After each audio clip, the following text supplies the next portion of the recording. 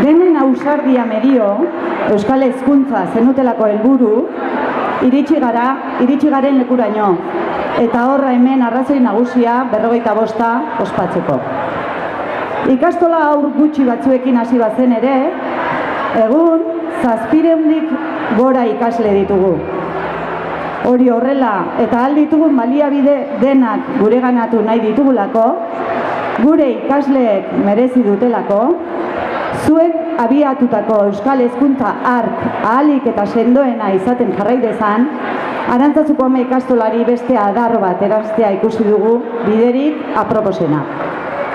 Horregatik, gaur arteko bidea Arantzazuko Ama ikastolak eta Arantzazuko Ama BHIk egin badugu ere, datorren irailetik aurrera Astigarragako herri eskola izango dugu bide lagun.